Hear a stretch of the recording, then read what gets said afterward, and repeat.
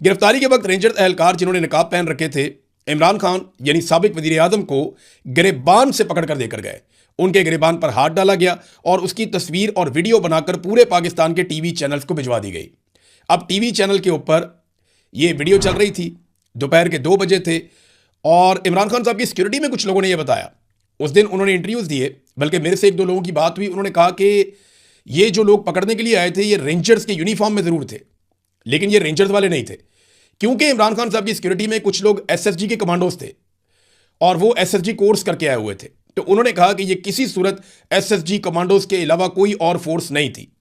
ये रेंजर्स की यूनिफॉर्म में एसएसजी फोर्स आई है जिन्होंने इमरान खान को गिरफ्तार किया है, क्योंकि हम अच्छी तरह जानते हैं कि वो किस लेवल के ट्रेंड लोग हैं। आम रेंजर्स के एहलकार इस किस्म की कार्रवाई हमारी मौजूदगी में वहां पे नहीं कर सकते थे। गैर कानूनी तौर पे इमरान खान को अगवा नहीं किया जा सकता था।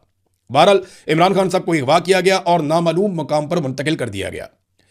लोग हाई कोर्ट में मातम कर रहे थे, रो रहे थे, चिल्ला रहे थे। ये मनाजिर हम देख रहे थे, लोग जख्मी थे, चिल्ला रहे थे।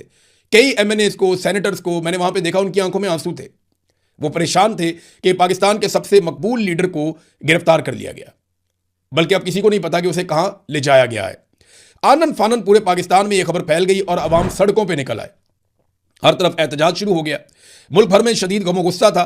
मकबूल तरीन सियासी लीडर की गिरफ्तारी पर लोग रद्द-ए-अमल दे रहे थे और खास तौर पे जो गिरेबान से पकड़ के घसीट के ले जाने वाली वीडियो है उसने जलती पर तेल का काम किया था। इमरान खान साहब की कोई खैर खबर नहीं मिल रही थी। लोगों की बेचैनी बढ़ती चली जा रही थी। पाकिस्तान में हर शख्स ये जानता था कि इस गिरफ्तारी के पीछे ना अदालत है, ना कानून है, ना मौजूदा हुक्मरान है, ना कोई सियासी लोग हैं। इसकी गिरफ्तारी के पीछे सिर्फ और सिर्फ मिलिट्री एस्टेब्लिशमेंट है, जो रजीम चेंज ऑपरेशन के बाद से इमरान खान से छुटकारा हासिल करने के लिए बेशुमार हथकंडे अपना चुकी है। इमरान खान साहब को